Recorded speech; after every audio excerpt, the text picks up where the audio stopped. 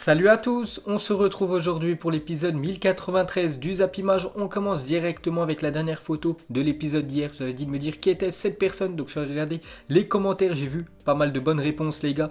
Bien évidemment, c'est l'entraîneur de Liverpool, Jürgen Klopp, parce qu'avant d'être entraîneur, il était joueur professionnel.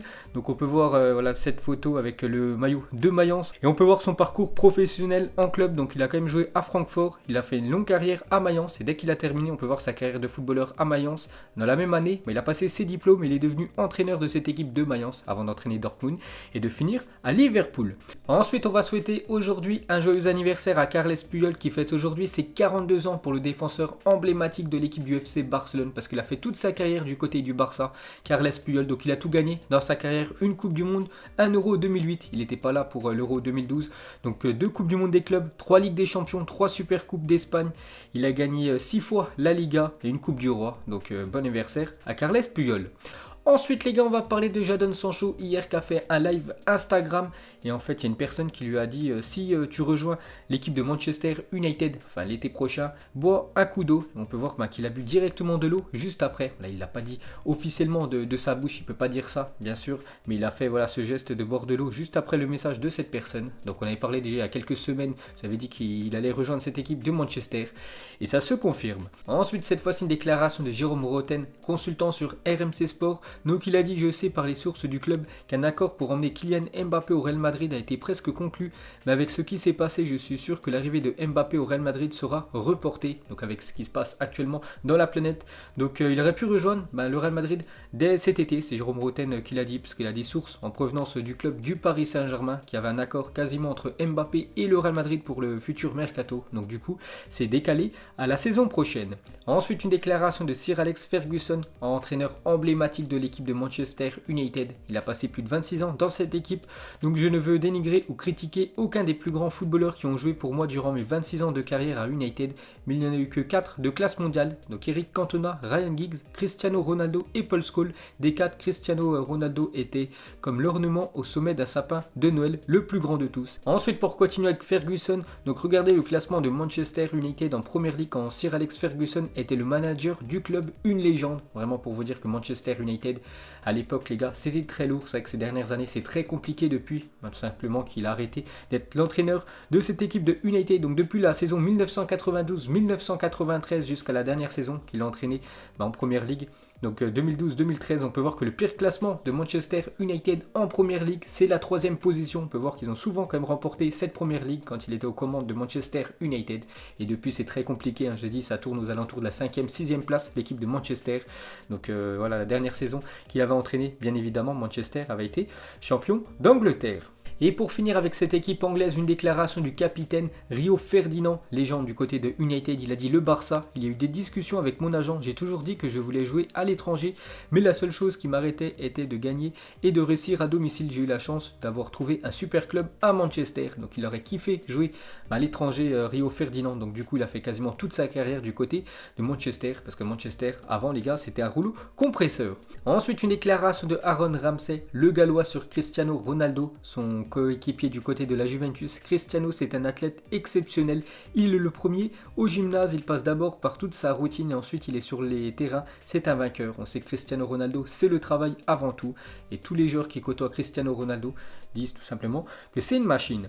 Ensuite, pour continuer avec le Portugais, donc hier les gars c'était Pâques, donc Cristiano Ronaldo qui est actuellement au Portugal, donc il a passé Pâques avec bien sûr toute sa famille, et la même chose pour Lionel Messi, lui qui est du côté de Barcelone, donc lui aussi il a passé Pâques avec ses enfants et sa femme. Ensuite on revient sur Cristiano Ronaldo. Depuis ce jour-là, Ronaldo n'a plus jamais perdu une finale de Ligue des Champions. Donc Cristiano Ronaldo, en tout dans sa carrière, a disputé 6 finales de Ligue des Champions, une perdue, c'était contre l'équipe du FC Barcelone quand il évoluait du côté de Manchester United. Il en a quand même gagné 5, donc 4 avec l'équipe du Real Madrid et une avec l'équipe d'United. Ensuite Emmanuel Adebayor, c'est un gamin, il a dit à Arsenal: j'étais le joueur le plus fort de l'équipe malgré le fait que je pesais 73 kg. Chelsea avait Essien et Ballack au milieu de terrain. Nous avions Rosicky. Si vous lui demandiez comment ça va, il se blessait pour 2 mois et demi. Donc le respect est mort. Donc voilà ce qu'a dit Emmanuel Adebayor quand il évoluait du côté de Arsenal. Donc il a comparé le milieu de terrain de Arsenal à l'époque avec le milieu de terrain du voisin Chelsea. qui avait quand même Essien et Ballack, donc deux monstres en milieu de terrain, alors que Arsenal avait Rosicky qui se blessait tout le temps.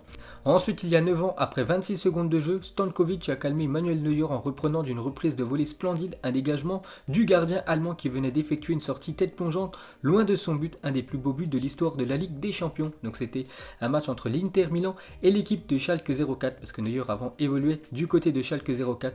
Et vous savez que le gardien allemand adore sortir de sa surface de réparation, donc il était sorti tête plongeante. Et le problème, c'est que le milieu de l'Inter Milan, Stankovic, avait repris le ballon directement, reprise de volée. Il était quand même au rond central et bien sûr ça avait fini au fond des filets. Ensuite, une déclaration de Roberto Carlos, ancien très grand défenseur de l'équipe du Brésil. Il a aussi joué du côté du Real Madrid. Je me suis retrouvé avec Marcelo au Real Madrid lorsqu'il avait 18 ans. Le club voulait le prêter à un club espagnol et je fus le premier à dire qu'il ne fallait pas le faire. La suite, on la connaît parce que Marcelo du coup a fait toute sa carrière du côté du Real Madrid. Ensuite, pour continuer avec l'équipe espagnole, donc il y a 72 ans, le Real Madrid parvenait à éviter d'être relégué pour la première fois de son histoire en seconde division en remportant la dernière journée de la saison 1947-1948, victoire 2-0 contre Oviedo. Donc ils étaient très proches de descendre en deuxième division espagnole. Donc je l'ai regardé juste avant les équipes dans les 5 grands championnats qui sont jamais descendus en deuxième division. Donc il y en a 4 dans les 5 grands championnats européens.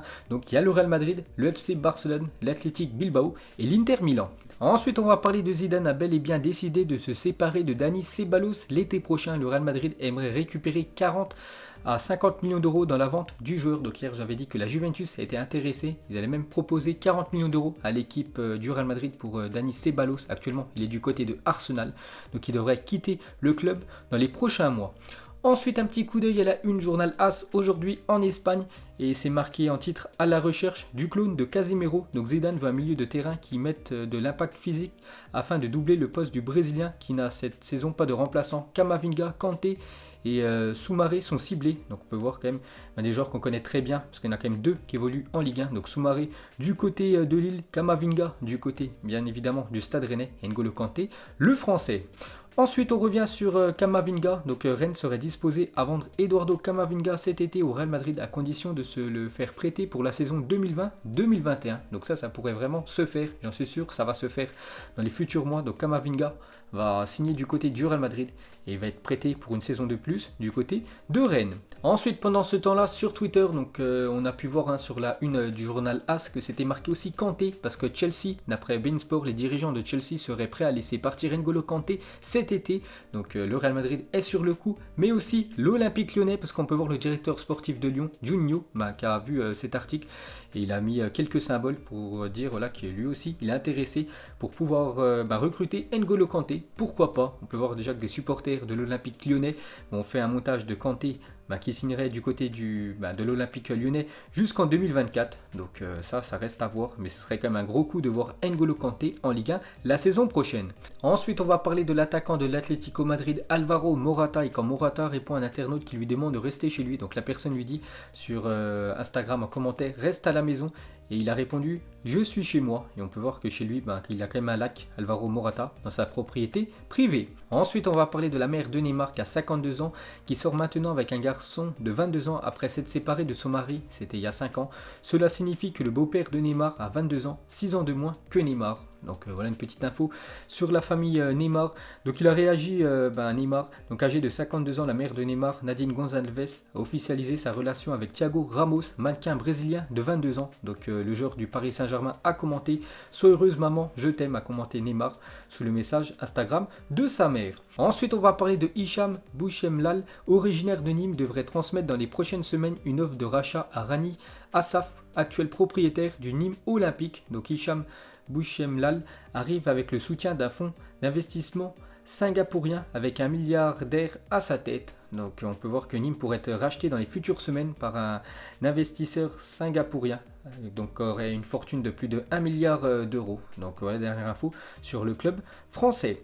Ensuite, en 1998, le magazine Fourfourtou avait imaginé à quoi ressemblerait David Beckham en 2020. Donc c'est la photo de gauche bien évidemment avec la calvitie, avec une dent en moins.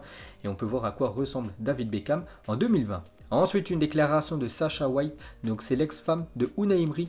Donc elle a dit, il a rejeté la faute de son licenciement sur moi. Il m'a dit que j'étais une sorcière parce que je lui avais apporté de la malchance. Il m'a dit que le jour où on a rompu, c'est quand Arsenal a commencé à perdre. Donc voilà ce qu'a dit Unai Emery envers sa femme, que c'est à cause d'elle qu'il a été licencié de l'équipe de Arsenal parce que quand ils ont rompu, l'équipe des Gunners commençait à perdre match sur match. Ensuite un petit coup d'œil à la une du journal Mundo Deportivo. Aujourd'hui c'est marqué je déciderai de mon futur en parlant de Rakitic qui devrait quitter l'équipe du Barça dans les futurs mois.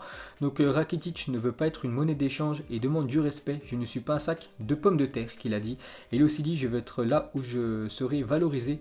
Si c'est ici, tant mieux, sinon ce sera là où je déciderai. Donc il quittera bien sûr cette équipe du Barça si le Barça ne veut plus de lui, mais il ne veut pas être une monnaie d'échange. Il le dit que c'est pas un sac de pommes de terre.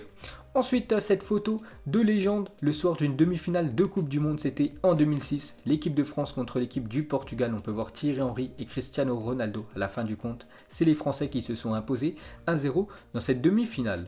Ensuite, on va parler de Felipe Melo, a donc affiché dans son salon un poster de son altercation avec Lionel Messi lors d'un Brésil-Argentine. Ce mec est complètement fou. Ensuite, une déclaration de Luca Toni. Donc il a dit CR7 n'est pas un avant-centre pur, c'est lui qui marque le plus et doit marquer le plus de buts. Un autre buteur comme Harry Kane n'est pas nécessairement parfait pour Cristiano Ronaldo. Je pense que Gabriel Jesus irait beaucoup mieux.